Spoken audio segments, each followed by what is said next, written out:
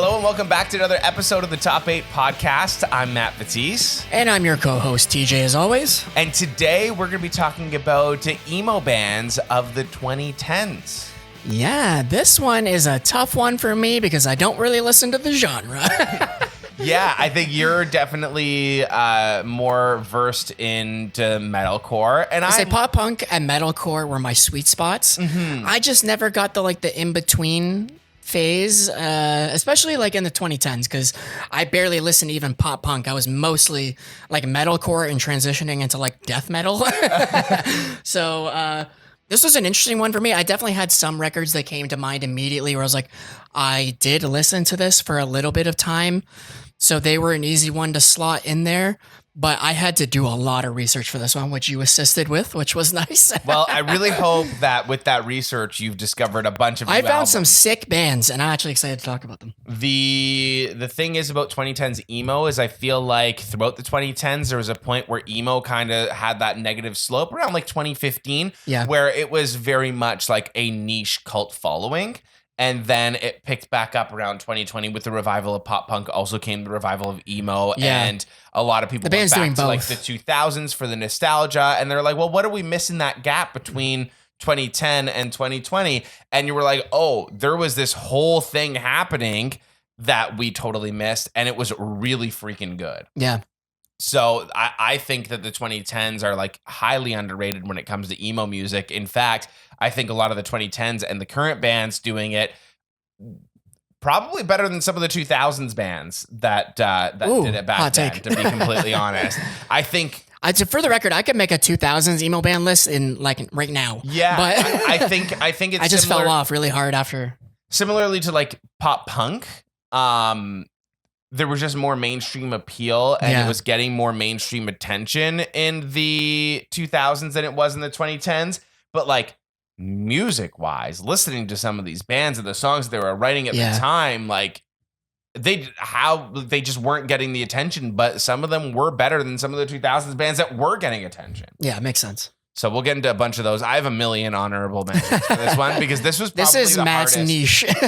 This was the hardest list for me to make because I was like, oh, like, are we doing bands or are we doing albums? Because if we're doing bands, it's different than albums because it's like there's some bands that put out top 8 albums for me, but the rest of their discography doesn't live up to other bands, you know? Yep. So let's start out. I'm curious. I actually want to know where you go with this first, just because you're not as well versed. What did you put at your number 8 spot? Number 8, I put Turnover. Okay. Because there was like maybe a month where I was obsessed with Peripheral Vision, but then I just didn't listen to it again. Okay. So, and then I just haven't really kept up with them ever since. And going back and listening to it now, it just doesn't have enough energy for me to like keep me entertained. It's such a perfect emo album. It's funny that this is the album that I had in mind as I was saying what I just said in terms of, you know, as an album, it belongs on a top 8 list of best emo albums from the 2010s. But as a band, there are just so many other better bands with better discographies. So Turnover is actually one of my top honorable mentions on this one. So gotcha. I have like another top 8 list of just honorable mentions. So I'm glad that you put them on your list though, because in terms of album wise, this is an iconic 2010s emo album, start to finish. Exactly. It's perfect. Yeah. For the name recognition alone, I was like, I know it deserves to be here, so I'm going to put it on here. Yeah, absolutely. If we're talking albums, it belongs on there. If we're talking bands, I put Microwave as my number 8 band. Nice. And I put them at number 8 because, you know, Much Love was one of those albums for me. When I first heard Lighterless, I was like, oh, who is this? And I got heavy into Microwave. And I put them at number 8 as well because they're also like, and they beat out some of the other bands that I have on this list because they're really killing it right now. Like they just put out an album this year, Let's Start Degeneracy, and it's one of my favorite albums so far this year. So like they had to be on this list. But like, can I go through my honorable mentions before we freaking go any further? So you can do it now, or you want to do it like towards the top? Let's do it towards the top, Okay. actually. Because I'm like, there's so many other bands that I'm like, oh, how did you put Microwave over this album? It's like, or over this band, but it's like, or how are you missing this band? There's so many bands that I feel like I'm going to be missing. Yeah. And I'm like, okay. So that's the reason why I put Microwave at number 8, and they beat out some of the other bands that, you know, might even be a little bit more. And like, if you have to specifically talk about them now, like a direct comparison, then by all No, means, it's not a direct comparison, but it's like, you know, yeah. Okay. You'll kind of, I'll get into that a little bit later on. Who do you have at number 7? Number 7, I have Title Fight. And this is a band that I had no familiarity with whatsoever, but you had like put them on this playlist of like emo, whatever. And they really gave me that like hardcore punk energy versus just like an emo band, which I really liked. Like they kind of had like it was like the energy or like I don't know what the word I'm trying to go for. The attitude of a Knock Loose, but not that heavy of instrumentals. Like I was getting that, like, I don't know. I'm assuming Shed. Shed, yeah, for sure. Yeah. Okay, so Title Fight. I'm curious. I was curious what album you were going to talk about. Did you listen to Floral Green too? Because I think I put both of them on there. I did, yeah, but I liked Shed more for sure. Yes. Yeah. So with Title Fight, Title Fight's one of those bands. They're like them and Modern Baseball are the two like Midwest emo bands. You would compare those two? I got no comparison between the two. Here's the thing: those two bands are those bands that both broke up in the 2010s, and everyone looks back at being like a pinnacle of those bands that everyone just wants them to get back together and tour. And so those are like two top bands from that era, and I think it's because they broke up. So everyone was like, "Oh my god, I love them so much," and like they're so good, but like I'll never get to see them again or ever. So the like Title Fight are a heavy hitting band, and people look back at Title Fight because of the shoegazy stuff as well. Yeah, and Title Fight's one of those bands where it took me a little while to actually get into them because I tried starting at the shoegazy stuff and I had to go back to Shed, which was more of like the punky and emo stuff. Yeah. Really get into that, and then it kind of brought me into it like gives you the appreciation for the other Shed stuff. and all of that. Right? I'm hoping that happens for another one of the bands that I put on my list later on, where I fell in love with one of their records, and now I'm like, I know I didn't like their new album, but I'm hoping that I can come to like it because of how much I like this other album. Yeah, if you're listening to Title Fight and you've never heard them before, like start at their very first stuff if you like punkier stuff and emo stuff, because then you kind of get adjusted to them as a band, and then you'll start to actually like the shoegazy stuff. Okay. But at number 7 for me, I have Free Throw, Those Days Are Gone. Okay. Free Throw is one of those bands that I think are very underrated within the 2010s emo era. I mean, they do get their love within the cult following, rightfully so. They're also one of those bands that, like, I saw them open for Mom Jeans recently as well. They're one of those bands where you see them live, they're actually better live than they are on their records. Oh, really? Okay. Like, go and see Free Throw live. They're so freaking good. And this album, start to finish, amazing. I know they had an album that came out last year and it got a bunch of love, but like, it's just, they're one of those bands if you like 2000s emo, listen to Free Throw. Like, okay. I think that Free Throw is probably the closest to like being a modern band that you can get into if you love like the Taking Back Sunday and Brand New and all those bands from the 2000s. Like, listen to Free Throw, and they're the most like those bands while also being modern. Damn, yeah, I should have listened to this band. yeah, listen to them after this. I will, yeah, for sure. What do you have at number 6? Number 6, this is where I put Microwave. Okay. I had seen their name around for a long time, but I couldn't get into their new record. Like, I gave it a shot and I just wasn't a fan. But then going back and listening to their 2014 record, Stovall, however you say it, it's fucking killer. It is. Yeah. It is. It gave me some like, it has a ton of energy, and it almost gave me like a hints of like 90s grunge. Like I get some like Blur and a little bit of like Stone Temple Pilots in there somehow. So like this is one of the bands where this was brand new for me, but now I really like this record, where I'm hoping I can come to like their other stuff too. Yeah, I put Much Love in there just because that was the album that I found and discovered. I listened to that one first and I was like, and then this one I was like, oh shit, okay, I think I just like the energy. Yeah. For me, I really love Lighterless, and like I said, that was the first song that I heard from them, and then I connected with that album. But Stovall is also one of their big albums. It's like those two albums are like their big defining albums. And yeah, I mean, I'm just glad that you connected with one of them and you're able to check them out because they're one of those bands that they're just so good. Definitely. For number 6, I put Mom Jeans. Now with this expected them higher, to be honest.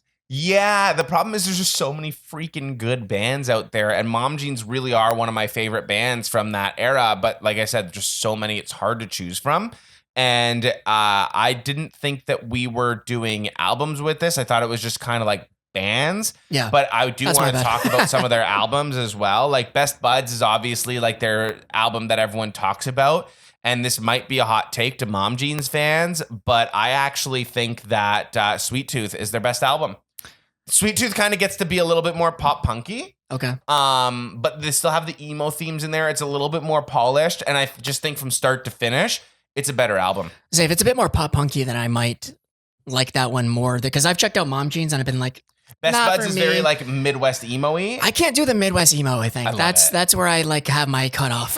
It's an acquired taste, but once you get into it, you get into it. It's the same thing with like, and we'll talk more about modern baseball as we get into like, obviously I'm going to have an album from them on this list. Yeah. But, you know, with modern baseball, it took a little bit for me and then even the people that I've talked to get into them because they have 2 singers as well, Jake and Bren. So it's like you almost like start out listening to a few songs and like if you're listening to the singer that you like least first, you're like, oh, I don't like this band. And then you can get into like one of the 2 singers. Okay. And then you get adjusted to the both of them. And because like some songs are heavy with one singer versus the other, and then some of them are equal. So it's like you get acquired to one singer and you're like, oh, I actually really like this. And so you start listening to all the songs where they're heavy in the songs. And you get adjusted to the other person, and then you get into the whole band. I think that's typically how I found modern baseball to be. But then that kind of gets you more into like, then you find like that one band with the Midwest emo stuff, and you start, you know, getting into one or two of them. Like my brother, I was telling him to get into modern baseball for a while, and he just couldn't do it. Yeah. And then he found Mom Jeans came up on a playlist. He's like, oh, I love Mom Jeans. I'm like, well, now that you're acquired to like that taste in music and that style in music, like go and check out modern baseball now. And then he did. And then he was like, oh, I actually like Bren's voice more than Jake. So I started listening to these songs and then I got accustomed to Jake. And then now I like Slaughter Beach Dog as well. And, you know, it's just a snowball effect with modern bass with Midwest emo. Yeah. I wonder if anybody's had that with Blink. Like if people are like, oh, I love Tom's voice, but not Mark's. But so you listen to like only one or the other. I think that's like the only direct comparison I have for like 2 singers that in the 2000s, my cousin was very much like a Tom stan. Yeah. Okay. And so it was like the Tom songs were the songs. It was like the Tom more than Mark. And then I think you saw people in that era too break up a little bit more when Blink broke up, and it was Plus 44 or Angels vs. Airways. Yeah. That makes sense, actually. So I think that was where you had the side. But like, I mean, as a band together, you get used to them as a band and you actually like both voices. Yeah, for sure. Number 5, I think for me is Citizen and Strictly for Youth. Yes. Yeah, because I really liked that record a while ago, but again, I just haven't really gone back and revisited the genre that much. Mm-hmm. But this was one of the ones where this one and another record that's coming up later just kind of like put that band's name in my mouth for this list. They're an honorable mention for me. I think Youth is one of those really big, like, this era just has so many heavy hitters. I know. And so many heavy hitting albums as well. And yeah, that has to be an honorable mention for me. And I agree. It's a good choice. Yeah. You made an amazing choice with that one. It's an iconic album, but like, so good. Yeah. I don't even know. Like, and what about Citizen too? Like, didn't Citizen came out with a relatively with an album? I think relatively recently. I think it was a couple of years ago. Again, I just because like I've fallen calling the Dogs last year actually. Mm-hmm. I just like I fell off the genre, right? So like now I'm not really actively listening to most of these bands. Yeah. So it's just like tough for me to stay interested, but like I will always have that kind of recognition or interest for this album. Like if it comes up, I'm like, oh, okay, cool. Like I'm going to listen to it, but I'm not actively seeking out a lot of this music, to be fair. Yeah, that's fair. But now like some of the ones coming up later, I'm like, I'm definitely going to be listening to it more. So maybe I'll start getting into this like even more heavily The number 5 spot for me is probably one of the most iconic emo albums of all time, I think, in my opinion. Okay. Like across genres, I think that this one could even beat out a lot of emo records of the 2000s, pre that, post that. The Hotelier, Home Like No Place Is There, is like, oh, okay. if you like the Turnover record, or Movements Feel Something, like if you like those records, listen to this record. This record is an emotional roller coaster from start to finish. Okay. It's and I feel like this record might also help you get into the Midwest emo style too, because it kind of has some of that, twinkly guitar in it, but it's such a perfect record from start to finish. It's like it's an emotional roller coaster. I'm assuming this is the one that you added first on that playlist, because I like started with the first song. I was like, not really feeling it. I'm going to the next thing. I should have I just put albums for you, so like you can go and check out the albums. But like I probably should have put like the hits and the singles first, so you can kind of like be like, oh, I love this song. Like I got to go and check out the rest of the album, and you go back to it. I think it's hard for me to stay engaged for an entire record for that kind of sound. Like even a band like Movements Feel Something, that record is iconic, but I just don't listen to it often because it just doesn't hold me. Because like I need dynamics, and I feel like with a lot of these records, it's just like the same sound 10 times over. I think unless you need to, you're get like into super the hits, into the genre, and then get really into that hit, and then you need to like want more from that hit and similar, and then you go and listen to the full cohesive album, and then you're like, holy shit, this is amazing. Yeah, but no, that's fair. But I think that the Hotelier is just like pinnacle of emo. This album, they're one of those things. I'll give it another chance for sure. I think it's one of like, if we were to make a greatest list of emo albums across generations and decades and waves, this album's going to be on every single list. Really? Okay. Yeah. Damn, I gotta give it another shot. So I'm like, it's actually only number 5, and it's a crime that it's only number 5. A lot of love for, because I have more of an emotional attachment to the other bands and records that are higher. Gotcha. Right? So what do you have at number 4? Number 4, I think this is going to be way higher on your list. This is Hot Mulligan for me. Yes. Because I'm all over the place with this band, where when I first heard them, I was like, this is the worst band I've ever heard in my life. And then I listened to them again, like some songs, I'm like, wait, is this band great? So I'm just like, depending on the song, I'm so hit and miss. But I respect it, and I want to appreciate them more. Especially like I stumbled upon their set when we were young and caught a couple songs. And like their onstage banter was really great too, where I'm like, I feel like I got to try to get into this band more. So I've been spending a bit more time with them.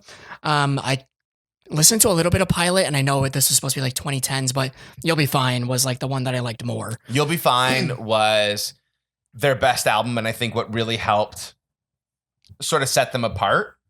Which is funny because their other albums have like really big hits and singles on there, right? Opportunities and Pilot and all that, you've got Michelle Branch, you've got Gary, you've got so many like big Deluxe Capacitor, so many of these songs that have such huge hooky choruses that are so big, but like consistently from start to bottom, album wise, like You'll Be Fine was that album. And then they're one of those bands too that just get better with every single release, right? Yeah. So it's like you almost want to like work your way back with them, like get into them with their latest release and then work your way back, because it's just they've just consistently gotten better and better and better. And so there's a reason why they're probably the biggest emo band, like current emo band in the world right now. Like I think that they're that band right now. They're killing it, and they are killing it for sure.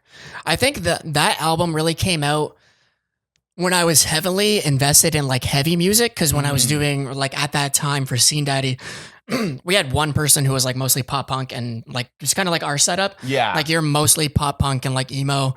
I'm mostly heavy music, and this album kind of came out at that time, so I didn't really give it its due diligence. Yeah. So I got to go back and spend more time with it. But I am enjoying a lot more songs than I thought it would. So. Yeah, I think that album also set them apart in terms of like, oh, it sounds different than just the same old style of music or same old song. Oh, it's definitely unique, where it's kind of like when I first started listening to Knock Loose, I was like, this sucks. Or is it the best music I've ever heard in my life? Well, that and then it took one record, and I was like, I'm fully invested in this band, so I'm kind of waiting for that with Hot Mulligan. I recommended Hot Mulligan after they released Drink Milk and Run. There was someone on Twitter that I've engaged with a lot online across multiple platforms because they're also a big 49ers fan. Okay. So we'll talk a lot about like 49ers, but then they're also really big into like A Day to Remember and pop punk music and all of that. So every now and then he'll post about pop punk or like music recommendations. He's like, I need a good song for the gym.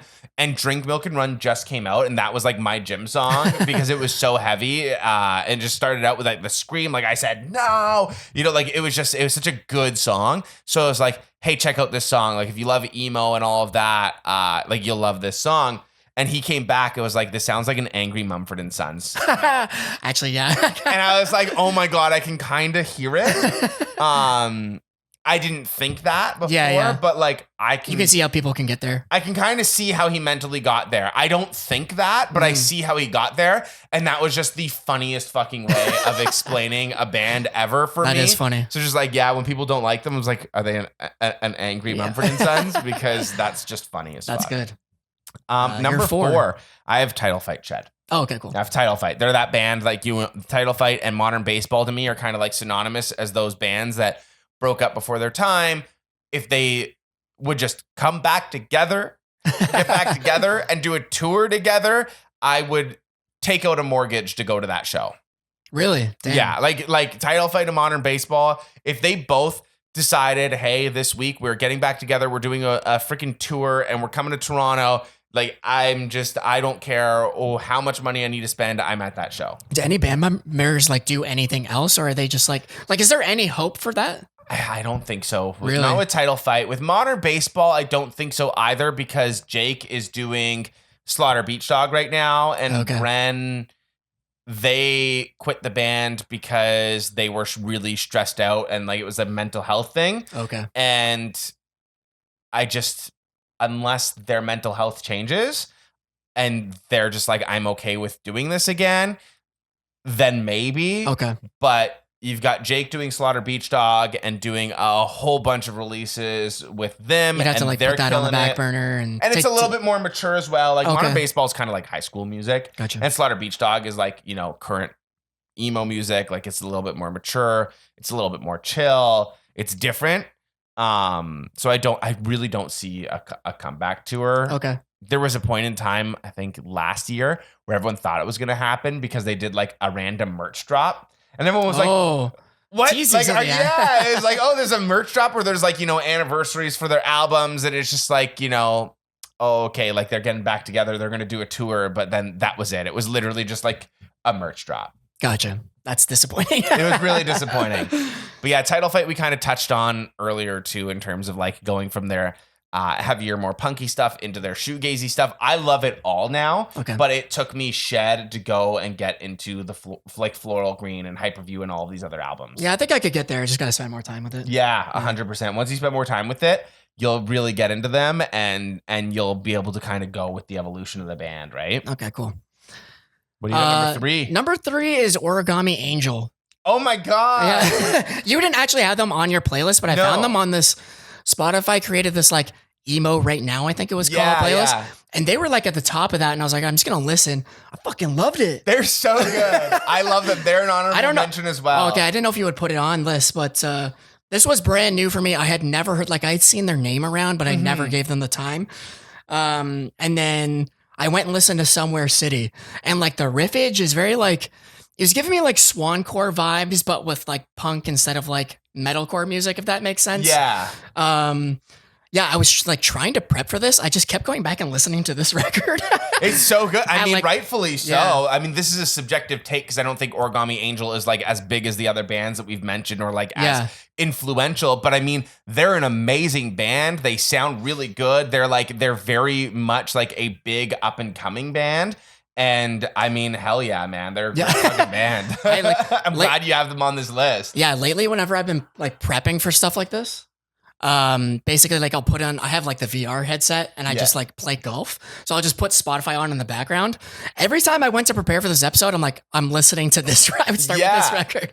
That's great. This one and one other one that's coming later too. But yeah, this is like a new love for me where I have to listen to their other stuff. When I drove that 3 hours to go see the Wonder Years on the Suburbia and Upsides tour that I've talked about in the past on the show, I specifically went to that show, like I said, for Spanish love songs. They were opening, stuck around for the Wonder Years. The Wonder Years just blew me away. But the other two opening bands were Origami Angel and Oso Oso. Oh, nice. Both also killed it. They were like just the energy, they're, whatever, like they're just they're so good. And I saw Oso Oso open again for Spanish love songs when they came to Toronto recently on the headline tour. But like all of these bands, like the emo scene is just so alive right now. And I'm really passionate about it because there's just so many good bands. And this is why I say things like, some of these bands are better than some of the bands in the 2000s. Like emo, just not getting the attention that those bands had at that time. Yeah, better music is coming out today than it did in the 2000s. I know it's a controversial take, but better emo music is coming out today from the 2010s onwards. It's just not getting the mainstream love that these other bands got. But the music is better if you actually dig and look. For that music, like the music is better. That's fair. I think at this point too, people have such nostalgia for that era of emo that it's just like, it's going to be hard to top it in terms of respecting this more than that, but this is still great music. Yeah. And it's like, don't get me wrong. I'm saying this and like, I love the old stuff. Like that's what got me there. And I still listen to the old stuff all the time. Like it's on a regular rotation. I listen to the stuff from the 2000s almost every single day, but I'm also listening to this every single day. And this just doesn't get the love that it deserves. Fair. Yeah. So I'm glad that you put that on there. Yeah. Where are we now? Number three. I put Modern Baseball. My favorite album from them is You're Gonna Miss It All. And that, I think that's their big one. I think, right? People will debate on like Sports and You're Gonna Miss It All. I like You're Gonna Miss It All better as an album. I think Sports just has a few more, like Sports has some really big hits on that album that I love, but it has more songs that I can also skip and do away with. Whereas You're Gonna Miss It All, I find like I can throw on the record and listen to every single song. It's more cohesive. It's, the weaker songs are stronger than the weaker songs on Sports. And then the hits are just as big. Gotcha. So, and then I've gushed about Modern Baseball and I've talked about Modern Baseball a bunch. Like they're just like that defining band of like the 2015 Midwest emo era. I think like they're the big one. Yep. I think them and Title Fight are like they come up on like whenever I would like 2010's emo bands, they're always like one or two on the recommendations. And they have that cult following as well, right? I wonder if they'd be as big if they didn't break up. I don't know. Yeah, fair. But that's my number 3. Cool. What's your number 2? Number 2 is Movements. Truly just because I Feel Something. Yep. It was pretty much like the only emo record that I was ever really enamored with that didn't also have screaming. Like you consider like My Chem and The U's like emo, but they're like heavier and more aggressive. This was like the softest emo record that I ever really loved, I guess. I don't know if that's probably wrong classification, but I think you get what I'm going for. But I had to slot it high. It was the very first record I thought of when I thought of making this list. Yeah. So I think if we're doing just a specific albums list, this is one of those also like iconic emo albums. Like I would definitely put the album itself on the top 8 list. Band wise with Movements, I love Movements as a band. But like I said, I originally made this list for bands than I did albums. Album wise, Feel Something is to me also kind of like a turnover, where it's like that one album, and like same with The Hotelier, where it's like that one album, just it belongs on a list of top emo albums of all time. I also put this one here because I still like their new material. Like they got a lot more like pop punk. And their last album, Ruckus, was so good as well. Yeah. That's why like I put them high because I still actively listen to them. Yeah, they're on my honorable mentions. Okay, I feel like you probably guessed my top 2. So I'm gonna do a bunch of honorable mentions now. Yeah, do it now. Besides the bands that we've already talked about that you've mentioned, I also want to shout out Trophy Eyes, because Trophy Eyes, they're kind of in the news recently because the singer stage dove, and a really unfortunate situation. Really unfortunate, but energy wise, they're an amazing band. If you like post-hardcore, listen to their old stuff, they've kind of gotten to be a little bit more like generic rock as they've kind of progressed. I think it's helping them kind of get a little bit more in the mainstream. Yes.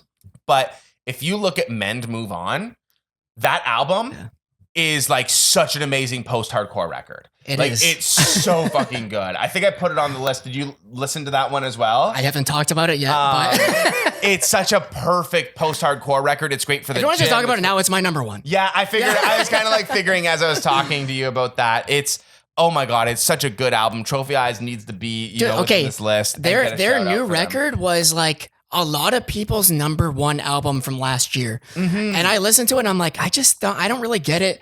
This band isn't for me. And then you added both this one and Chemical Miracle. Yes, because those are my two favorite albums from them. And I listened to them both. Chemical Miracle, that you can kind of see where they're moving from Men Move On into more of that kind of like generic popular rock type of thing specifically, with like some screams. Yeah, specifically Men Move On was for me. Like he has this like raspy, strained delivery for the vocals. So good. That like just adds a whole nother layer of like emotionality to it, of like, I'm like dying to get these words out. If this album came out in the 2000s, it would be like up there. And I honestly think if this album came out in the 2000s, it's better than From First to Last record. Oh, I agree. Within like the post-hardcore world, like it is a top post-hardcore record for me. This is the other band where like when I kept revisiting the playlist to like order the albums and the bands that I wanted, I just kept listening to Men Move On and that Origami Angel record back to back. But yeah, no, this band is sick and I gotta like listen to them more. Yeah, absolutely. You'll find that they kind of go more into the, I'm hoping that I like can come to like the new record because it's still like you will. Like if you get into them and you kind of follow the progress, you'll see it. Yeah, it's like for me, it's like, Men Move On is my favorite because that's the post-hardcore stuff. It hooked me right away, But you really get adjusted to the band itself, and like the newer stuff is also just really good too. Yeah, for sure. You have other honorable mentions? I have so many. Okay, I have Slaughter Beach Dog, which I quickly briefly mentioned. That's Jake from Modern Baseball's other project that like killing it. Prince Daddy and the Hyena, the Front Bottoms, which I really wanted, and I struggled. I'm surprised you didn't put them on there, because they're also one of those like I thought you they were think gonna be of in your top 2010's Midwest emo band, like they deserve to be on that list. But I couldn't find a spot with all the other bands that I have in there and all of that. I put Turnover in there, Joyce Manor. Oh yeah, okay. As well, they're killing it lately as well, and Marietta. So Marietta were one of those bands that they're like I don't know Modern Baseball. They're friends with Modern Baseball, similar style. Never got as big as Modern Baseball, but still. Okay. So a ton of bands to shout out there. But my number 2, I'm putting at Spanish Love Songs. Oh yeah, of course. Because they're probably a top 3 band of all time. Wait, they're not number 1. What is your number 1? No, they're not number 1. And the funny thing is like of all band, like I like this band more than my number 1. It's just my number 1 is a bigger band in the scene today, and they still always happen to be like my top Spotify most streamed artist for the last like 4 years. Yeah, I know your number 1. Yeah, it's pretty obvious. Yeah, I forgot about them. 2 Spanish Love Songs, and number 1 I put Hot Mulligan. Because I had already talked about them. I forgot that you still had to talk about them. Yeah, and it's just Spanish Love Songs. The thing about Spanish Love Songs is they're like a top 3 band for me. And Brave Faces, Everyone is one of my favorite records of all time. But the thing, and like No Joy, such an amazing follow-up album. Here's the thing with Spanish Love Songs, though, is if you're having the best day of all time, like everything's going right, you just got to raise at work, and it's a beautiful sunny day. You're walking down the street, you found $5 on the floor, and you got your iced coffee and all. Like, I can't listen to Brave Faces, Everyone. It's too depressing of a record. It really hits you that hard, eh? It's too depressing. It hits on every single theme of like, the millennial struggle, but it's just like, I can listen to it on like a medium day and feel everything. And it tickles every scratch. But like, there's some times where I'm just like, I'm way too happy to listen to this record. That's fair. No Joy's a little bit better because I can listen to No Joy on a much better day. And it's more of that like emo record where it's, whatever. Where like I can actually actively listen to on a happy day and it won't completely bring me down. But they are that band for me. Like I seek them out and I want to like feel that stuff. But Hot Mulligan, if I don't know what to listen to, I can throw on Hot Mulligan and they can just be that band. You can listen to them in the summer when you're happy. You can listen to them in the winter when you're sad. And it's just, they're that band. Yeah. They can make you feel things. Like it's just, they tickle all the, they don't like, take themselves too seriously scratches. either, which is great. Yeah. They're such a perfect band, and that's why they're my number one Spotify band of all time. Like for the last like 3-4 years now, they've been my number one band. They'll probably be my number one band again this year. They're so easy to listen to, and they're so good. They hit the emotional scratch and the fun scratch, and they just continually get better. Every single time they release a song or an album or whatever, it's always better than their last release. Yeah. So, have you ever listened to Too Close to Touch? No. They're like, you said it's like a really sad record, and it immediately triggered me thinking of their album Haven't Been Myself. They're definitely more of a post-hardcore band, but the lyrics are just so depressing. Like I can't listen to it that often, but I think you would really like it, like because it's merging that like emo lyricism with just like straight up post-hardcore music. Yeah, definitely check them out. I gotta check them out. Yeah. So many amazing bands to be talking about. This is like this is my nerd out episode for sure. Because this is, I think, what I love the most.